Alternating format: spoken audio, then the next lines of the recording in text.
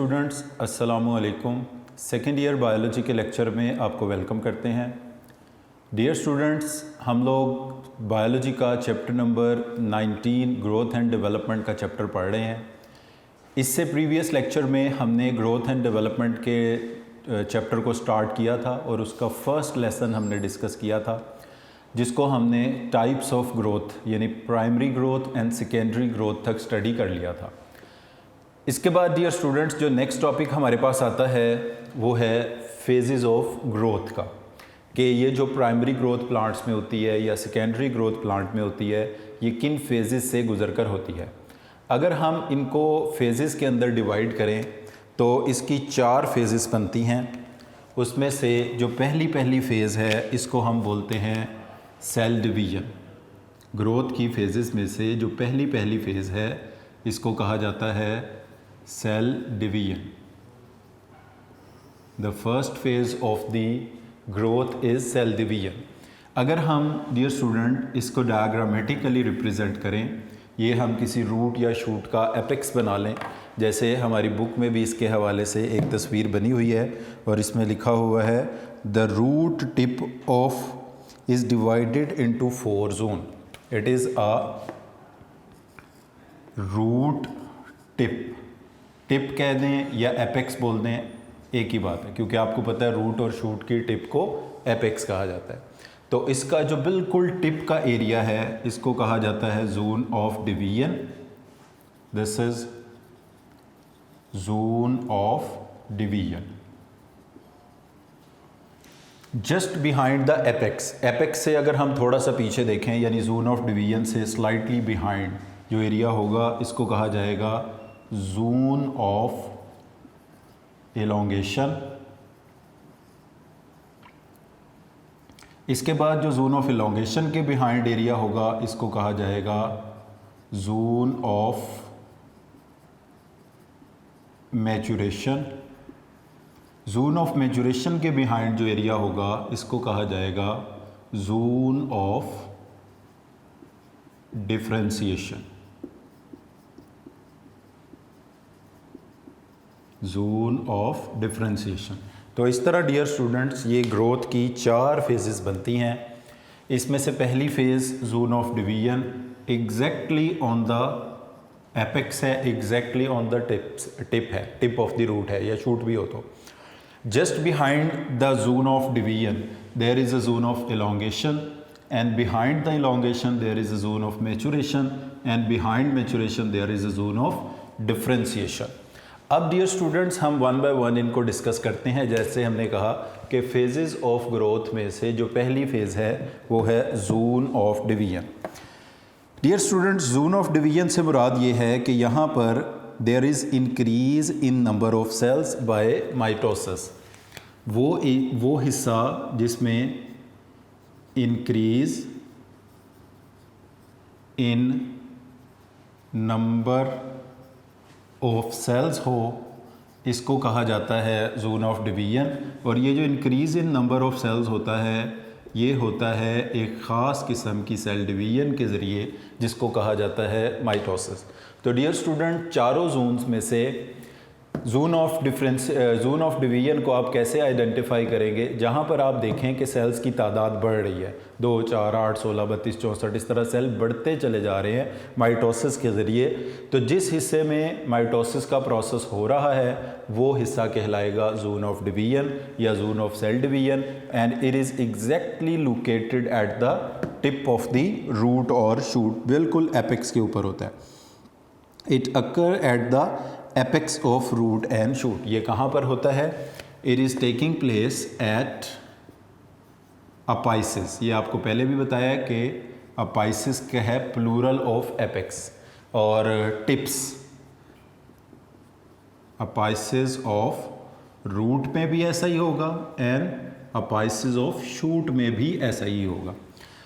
तो zone of cell division is located at the apices of root and shoot, और इसमें क्या होता है, there is increase in the number of cells by mitosis.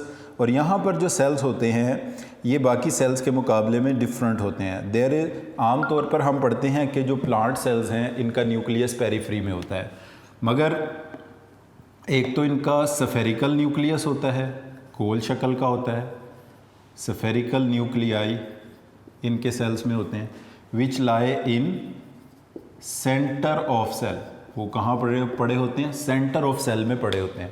तो there are spherical nuclei which are located in the centre of the cell, और why they are lying in the centre of the cell, because they are non vacuolated. जो tip पर cells पाए जाते हैं apical meristems definitely ये होते हैं, they are non vacuolated,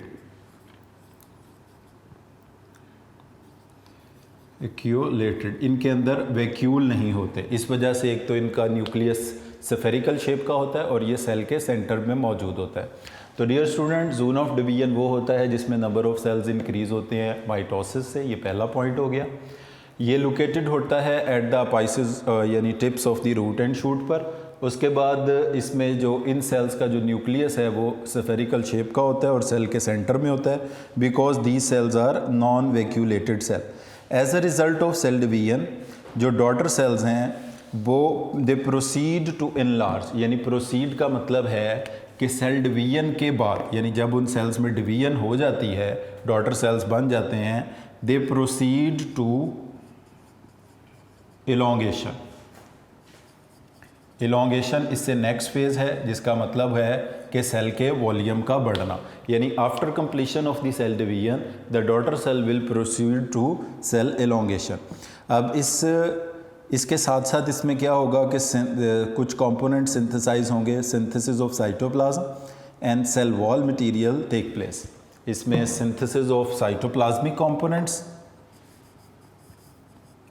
synthesis of cytoplasmic component plus the components of cell wall. जैसे cell wall के कंपोनेंट में हमें पता है मेन इंग्रेडिएंट सेलुलोज है, उसके साथ इसमें हेमी सेलुलोज है, लिग्निन है, पैकेटिन है, क्यूटिन है, इस तरह के कंपोनेंट यहाँ पर सिंथेसाइज होना शुरू हो जाएंगे। और साइटोप्लाज्म के कंपोनेंट्स में साइटोप्लाज्म में पाए जाने वाले ऑर्गेनेल्स हैं, उनकी सिंथेसिस होगी, उनके नंबर्स बढ़ेंगे, कुछ इसमें ग्रेन्यूल सस्पेंडेड चीज़ें हैं वो भी बढ़ेंगी। तो डियर स्टूडेंट, ये फॉलोइंग कैरेक्टरिस्टिक्स हैं सेल डिवीजन के, इनको एक दफ़ा फिर सम अप कर लें कि जोन ऑफ डिवीजन में नंबर ऑफ सेल्स इंक्रीज होते हैं by mitosis, it is located at the apices of roots and shoot. इसमें इन जो एपेक्स में सेल्स पाए जाते हैं एपिकल मेरिस्टम होते हैं डेफिनेटली ये, और इनका न्यूक्लियस सेंटर में होता है। ये स्फेरिकल शेप के न्यूक्लियाई इनके होते हैं, ये नॉन वैक्यूलेटेड सेल्स होते हैं, दे प्रोसीड टू एलोंगेशन। इसके नतीजे में सेल का वॉल्यूम बढ़ता है, सेल एलोंगेट हो जाता है और सिंथेसिस होती है इनके साथ साथ साइटोप्लाज्मिक कंपोनेंट्स की और सेल वॉल के कंपोनेंट्स की। इसके बाद डियर स्टूडेंट्स, सेल डिवीजन या जोन ऑफ डिवीजन के बाद जो just behind the zone of division जो जोन लोकेटेड होता है या जो सेल डिवीजन कंप्लीट कर लेते हैं, they will proceed to another phase जिसको हम कहते हैं सेकेंड फेज़ ऑफ ग्रोथ, और इसका नाम है एलोंगेशन या जोन ऑफ एलोंगेशन इसको बोला जाता है। तो पहली तो इसमें बात ये होगी कि where the zone of elongation is located, zone of elongation is located behind the zone of division, a little distance from the apex of root and shoot lies zone of elongation which is only few millimeter in length, और ये few millimeter in length होता है। the volume of cell increase होता है 150 गुना तक, और इसमें वाटर अपटेक की वजह से वॉल्यूम इंक्रीज़ होता है। प्लास्टिसिटी सेल वॉल की इंक्रीज़ होती है और सेल वॉल जो है नाउ इसके ऊपर प्रेशर रिड्यूस यानी कि वो प्रेशर को बियर करने के काबिल हो जाती है, और सिंथेसिस होती है साथ साथ इसमें न्यू साइटोप्लाज्मिक कंपोनेंट्स और मटेरियल की। सो सबसे पहली बात है कि जी जोन ऑफ एलोंगेशन क्या होता है, it is behind apex, it is located behind apex in both root and shoot. इसकी लेंथ कितनी होती है, it is just few millimetres in length, few millimetres in length, length में ये चंद मिलीमीटर लॉन्ग होता है।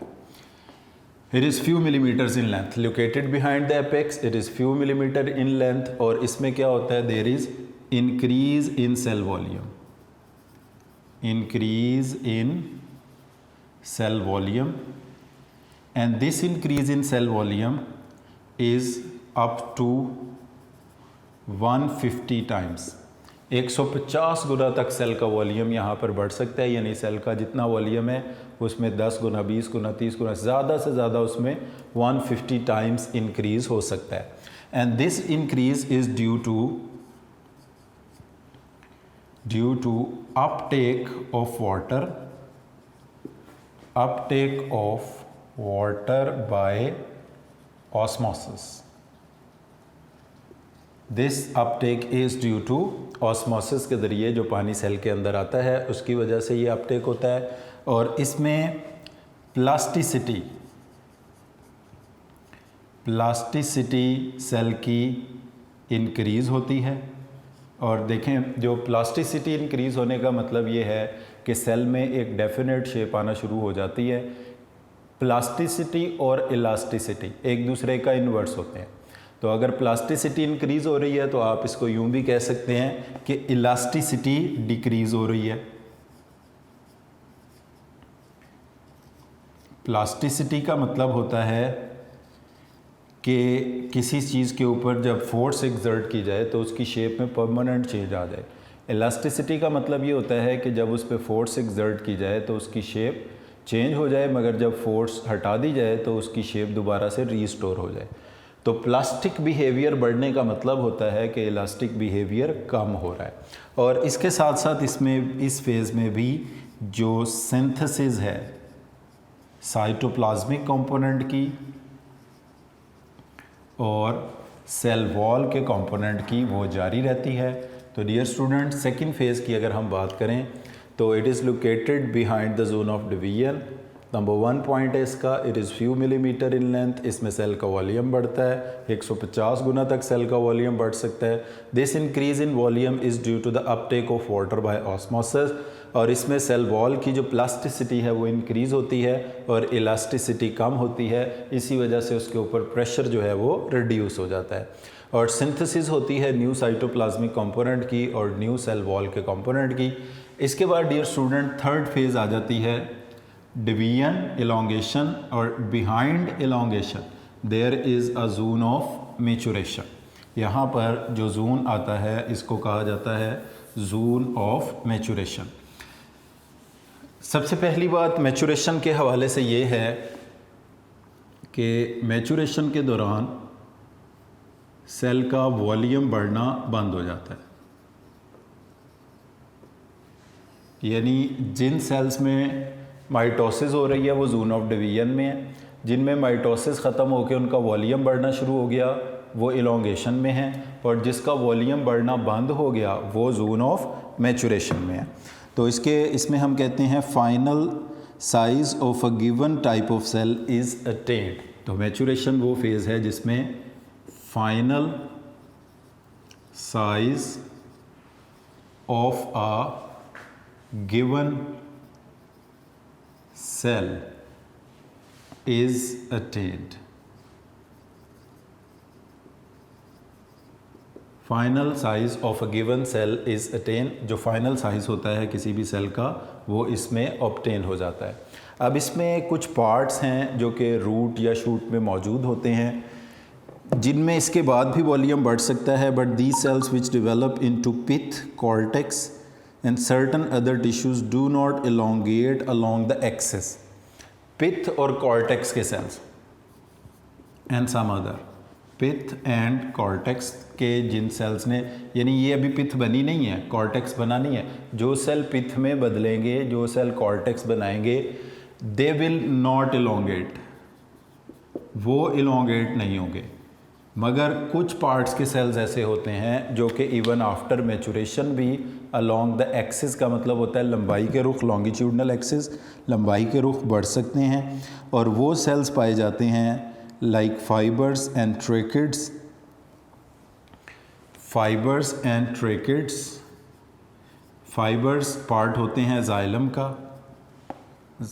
फ्लोएम का, जाइलम का, ये पार्ट होते हैं cells, fibres and tracheids, but they can elongate. तो ये वो सेल्स हैं जो कि मैच्योरेशन के बाद भी एलोंगेट हो सकते हैं जिन्होंने फाइबर्स बनाने हैं। ट्रैकेट्स बनाने हैं, जिन्होंने पिथ कॉर्टेक्स के पार्ट बनाने हैं वो इलोंगेट होना बंद कर देते हैं। तो maturation dear student behind the elongation होता है, it is also few millimetres in length. और इसमें सेल्स में क्या चेंजेस आते हैं, सेल का फाइनल वॉल्यूम अटेन हो जाता है, like the cells which will give rise to pith cortex and some other tissues, they cease to elongate along their axis, along their longitudinal axis, but the cells which will develop into fibers or tracheids, they can elongate even during maturation as well. तो third stage dear student थी maturation. उसके बाद fourth stage जो है इसको हम कहते हैं डिफरेंशिएशन। डिफरेंशिएशन का मतलब होता है formation of specialised type of cells. Differentiation dear student growth की फाइनल फेज है, फोर्थ फेज है डिफरेंशिएशन। डिफरेंशिएशन का मतलब ये होता है formation of specialised type of cells. अब प्लांट के सेल्स जो स्पेशलाइज्ड होते हैं, जैसे इसमें एपिडर्मस है, इसमें कॉर्टेक्स है, पिथ है, जाइलम है, फ्लोएम है, अब इन सेल्स के कुछ स्पेशल फीचर्स होते हैं। इनकी सेल वॉल है, उसकी थिकनेस है, उसके अंदर मौजूद पिट्स हैं, या इवन साइटोप्लाज्म के कुछ स्पेशल फीचर्स हैं। वो सारे स्पेशल फीचर्स इसी डिफरेंशिएशन की फ़ेज़ के दौरान डेवलप होते हैं। तो ड्यूरिंग डिफरेंशिएशन का मतलब डियर स्टूडेंट ये है कि व्हेन सेल एनलार्जमेंट सीजेस, जब तमाम सेल्स की एनलार्जमेंट सीज हो जाती है, यानी जो हमने पढ़ा कि पिथ कॉर्टेक्स तो पहले ही हो जाते हैं, जो बाकी फाइबर ट्रैकेट बचे थे वो भी बढ़ना बंद कर देते हैं। तो सेल एनलार्जमेंट सीज मतलब रुक जाती है इस मरहले में, और स्पेशलाइज्ड किस्म के सेल्स हमें इसमें हासिल होते हैं। इसके साथ साथ during this growth phase the cell wall become thicker, cell wall of some kinds में डेवलप पिट्स डेवलप होते हैं। सेल वॉल के जो भी स्पेशल फीचर्स हैं, यानी उसकी थिकनेस और प्लस उसमें पिट्स का डेवलप होना, सेल वॉल में पाए जाने वाले टाइनी डिप्रेशन को हम पिट्स कहते हैं, और जितने स्पेशल फीचर्स हैं सारे इसमें डेवलप हो जाते हैं। डियर स्टूडेंट्स, डिफरेंशिएशन के प्रोसेस को हम डेवलपमेंट भी कहते हैं। Formation of specialised type of the cells या formation of tissues and organs, ये प्रोसेस भी डेवलपमेंट या डिफरेंशिएशन ही कहलाता है। डियर स्टूडेंट, इस टॉपिक के बाद हमारी बुक की सीक्वेंस में जो टॉपिक आ रहा है वो है कंडीशंस ऑफ ग्रोथ। इसको इंटरनल एक्सटर्नल फैक्टर को हम स्किप करके नेक्स्ट पेज पर एक चार्ट बना हुआ है, पहले इसको डिस्कस करने जा रहे हैं, और इसमें इसको डिफरेंशिएशन के हवाले से भी डिस्कस किया गया है। यहाँ पर जो डिफरेंशिएशन शो की गई है वो है जर्मिनेशन की, कि एक प्लांट जो है वो जर्मिनेट करके, यानी सीड जर्मिनेट करके एम्ब्रियो किस तरह नया प्लांट डेवलप करता है। तो डियर स्टूडेंट्स, यहाँ पर याद रख लें कि डिफरेंशिएशन की 5 स्टेजेस हैं। Differentiation is divided into 5 stages. Stage 1, 2, 3 इसी तरह से उनके नंबर्स हैं। तो डिफरेंशिएशन के प्रोसेस को 5 स्टेजेस में डिवाइड किया जाता है, जिसमें स्टेज नंबर 1 है, उसके बाद स्टेज नंबर 2 है, स्टेज नंबर 3 है, स्टेज 4 है एंड स्टेज 5 है। तो डियर स्टूडेंट, डिफरेंशिएशन की 5 स्टेजेस हैं, और ये स्टेजेस हम स्टडी कर रहे हैं जर्मिनेशन के लिए, कि किस तरह सीड से कंप्लीट न्यू प्लांट पैदा होता है। अब इसको एक चार्ट की शक्ल में यहाँ पर रिप्रेजेंट किया गया है। सबसे पहले जाइगोट से ये प्रोसेस शुरू होता है, और जाइगोट डेवलप होता है इनटू एम्ब्रियो।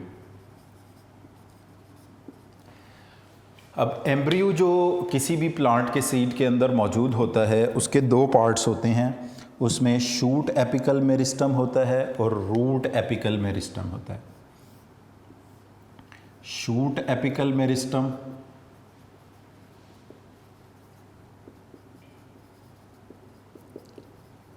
जिससे शूट बनेगी, जिसको प्लोम्यूल भी कहते हैं, and root apical meristem. Shoot apical meristem को प्लोम्यूल कहते हैं और रूट एपिकल मेरिस्टम को रेडिकल बोलते हैं, जिससे रूट डेवलप होती है।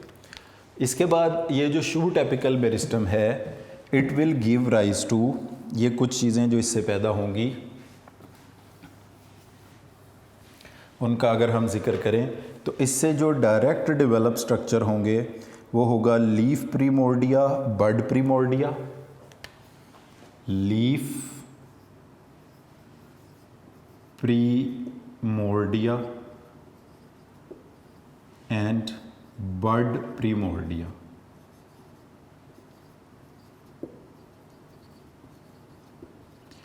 प्रीमोर्डिया कहते हैं डियर स्टूडेंट्स कमिटेड सेल्स को। कमिटेड का मतलब ये है कि फॉर एग्जांपल अगर लीफ प्रीमोर्डिया है तो ये वो सेल्स हैं which will develop into leaf. अभी ये लीफ नहीं है, they are committed to become leaf. Bird primordia का मतलब होगा the cells which are committed to become birds, जो इन फ्यूचर बर्ड्स पैदा करेंगे, इन फ्यूचर लीव्स पैदा करेंगे, उन सेल्स को हम बोलते हैं प्रीमोर्डियल सेल। इसके अलावा इससे पैदा होता है vascular cambium, cork cambium, vascular cambium and cork cambium, यानी कैम्बियम। कैम्बियम का मतलब है लैटरल मेरिस्टम्स। अब जो वस्कुलर कैम्बियम है ये इससे पैदा होगा जाइलम और फ्लोएम, और कॉर्क कैम्बियम से पैदा होगा कॉर्क। अब ये सेल्स कुछ फाइनल स्ट्रक्चर्स को डेवलप करेंगे, जैसे कि बर्ड प्रीमोर्डिया से डेवलप होंगी लैटरल शूट्स, लैटरल शूट्स पैदा होंगी।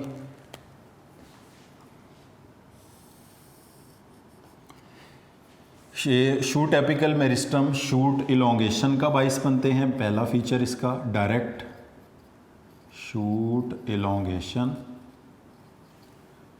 और इसके बाद जो बर्ड प्रीमोर्डिया है हमारे पास और लीफ प्रीमोर्डिया, तो इसमें लैटरल बर्ड प्रीमोर्डिया से डेवलप होंगी लैटरल शूट्स, जो ब्रांचेस होती हैं इन्हें कहा जाता है लैटरल शूट्स, और लीफ प्रीमोर्डिया से डेवलप होंगे लीव्स। वस्कुलर कैम्बियम से डेवलप होंगे phloem and xylem, xylem and phloem, और कॉर्क कैम्बियम से डेवलप होगी कॉर्क, या जिसको हम बार्क का नाम भी देते हैं। तो इससे डेवलप होगा बार्क, विच इज़ पार्ट, जिस कॉर्क जिसका हिस्सा होता है। इसके बाद अब आ जाते हैं रूट एपिकल मेरिस्टम की तरफ। तो रूट एपिकल मेरिस्टम से भी इसी तरह कॉर्क कैम्बियम बनेगा, कॉर्क कैम्बियम, इसी तरह वस्कुलर कैम्बियम, और root apical meristem some time direct एक रूट के अंदर डेवलप हो जाता है, जिसको हम कहते हैं टैप रूट, या इसके अलावा इसमें जो कमिटेड सेल्स होते हैं वो कहलाते हैं पेरिसाइकल, पेरिसाइकल, और पेरिसाइकल को हम कहते हैं रूट्स में बर्ड प्रीमोर्डिया। इससे डेवलप होती हैं रूट की ब्रांचेस, जिनको कहा जाएगा लेटरल रूट्स। और अगर ये रूट एपिकल मेरिस्टम डायरेक्ट एक रूट में डेवलप होता है तो इसकी कोई ब्रांचेस नहीं होती, तो इस रूट को कहा जाता है टैप रूट। और बाकी ये जो कॉर्क कैम्बियम है इससे एज सच ही बार्क पैदा होगा, रूट का बार्क, और वस्कुलर कैम्बियम से xylem and phloem he produce होगा। तो डियर स्टूडेंट्स, ये एक हमारे पास फ्लो चार्ट है जिसमें हम देख सकते हैं कि जाइगोट से सीड का एम्ब्रियो और एम्ब्रियो के part root apical meristem, shoot apical meristem. Root apical meristem में रूट कैम्बियम जिससे रूट का बार्क बना, वास्कुलर कैम्बियम जिससे रूट का जाइलम एंड फ्लोएम बना, और उसके बाद पेरिसाइकल जिसको लेटरल या बर्ड प्रीमोर्डिया भी कहते हैं रूट्स में, और इससे डेवलप होंगी लेटरल रूट्स। और अगर ये root apical meristem direct root में डेवलप होता है तो इस तरह की रूट को कहा जाता है टैप रूट। जो रेडिश कैरेट्स वगैरह होते हैं ये टैप रूट्स होते हैं, ये डायरेक्ट रूट एपिकल मेरिस्टम से डेवलप होते हैं।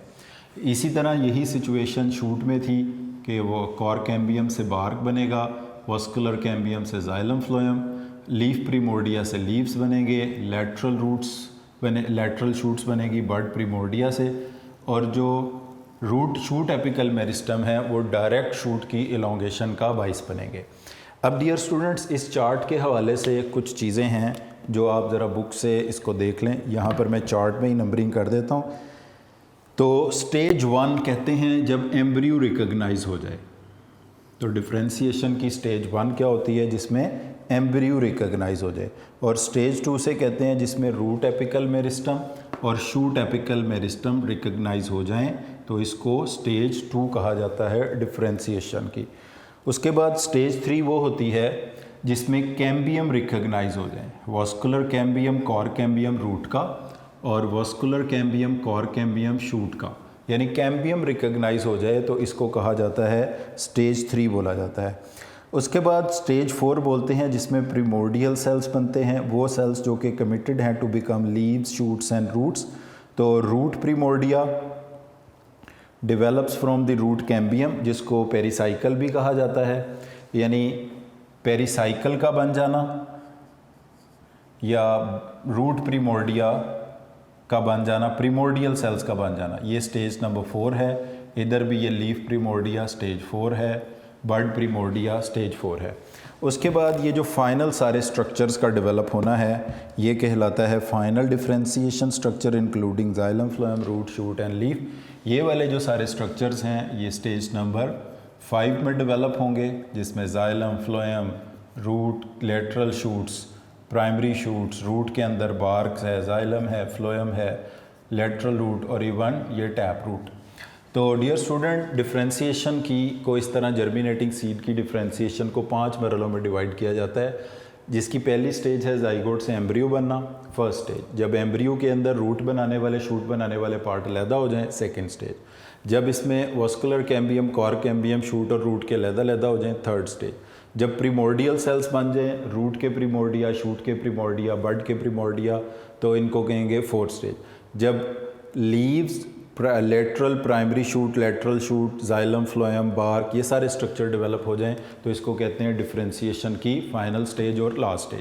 तो डियर स्टूडेंट, अभी जो आज हमने टॉपिक डिस्कस किया है इसमें हमने पढ़ा कि ग्रोथ की 4 फेजेस हैं, जिसमें हमने कहा सेल डिवीजन है, उसके बाद हमने इसमें कहा कि सेल एलोंगेशन है, मैचुरेशन है, डिफरेंशिएशन है। उसके बाद डिफरेंशिएशन की 5 स्टेजेस को हमने ये फ्लो चार्ट की मदद से डिस्कस किया, जो कि एक पेज आगे टॉपिक यहाँ पर डिस्कस किया गया है। बीच में एक टॉपिक हमने स्किप किया है, उसको हम नेक्स्ट लेक्चर के साथ मिला के पढ़ेंगे, फैक्टर्स अफेक्टिंग द ग्रोथ, जिसमें इंटरनल फैक्टर्स भी हैं और एक्सटर्नल फैक्टर भी हैं। तो आपने इसमें इसको याद रख लें, ये मैंने डेलिबरेटली इसको स्किप किया है क्योंकि डिफरेंशिएशन का टॉपिक मैच करता है फेजेस ऑफ ग्रोथ के साथ। जैसे फाइनल जो फेज़ है ग्रोथ की वो डिफरेंशिएशन है, तो उसी की एग्जांपल के तौर पर हमने ये कि जर्मिनेशन को हमने एग्जांपल लेकर डिफरेंशिएशन के प्रोसेस को यहाँ पर स्टडी किया है। और जर्मिनेशन का मतलब यही होता है formation of new plant, formation of new plant from embryo of seed. Seed के एम्ब्रियो से नया पौधा बनने के प्रोसेस को हम कहते हैं जर्मिनेशन। तो यही मैंने इसकी डेफिनेशन में लिखा है, formation of new plant from embryo of seed. और वही हमने ये एग्जांपल देखा है कि जाइगोट से एम्ब्रियो और बाकी ये सारे स्ट्रक्चर जो स्टेप बाय स्टेप डेवलप होते हैं, इस होल प्रोसेस को हम कहते हैं डिफरेंशिएशन। तो डियर स्टूडेंट्स, आज के लेक्चर को हम इधर ही कंक्लूड करते हैं। आज के लेक्चर में हमने दो चीज़ें स्टडी की हैं, फेजेस ऑफ ग्रोथ जो कि 4 हैं, सेल डिवीजन, उसके बाद एलोंगेशन, मैचुरेशन और डिफ्रेंशिएशन। और इसके साथ जो चीज़ हमने स्टडी की है वो है डिफ्रेंशिएशन की 5 स्टेजेस, जिसमें स्टेज 1 एम्ब्रियो के लिए है, stage 2 root apical shoot apical meristem के लिए है, स्टेज 3 कैम्बियम है रूट वास्कुलर और कॉर कैम्बियम के लिए, स्टेज 4 जो है उसमें प्रिमोर्डियल सेल्स हैं, और स्टेज 5 में xylem, phloem, root, shoot, leaf, ये फाइनल स्ट्रक्चर्स हैं जो कि डेवलप होते हैं प्लांट में। तो आज के लेक्चर को हम इधर ही कंक्लूड करते हैं। Thank you very much for today.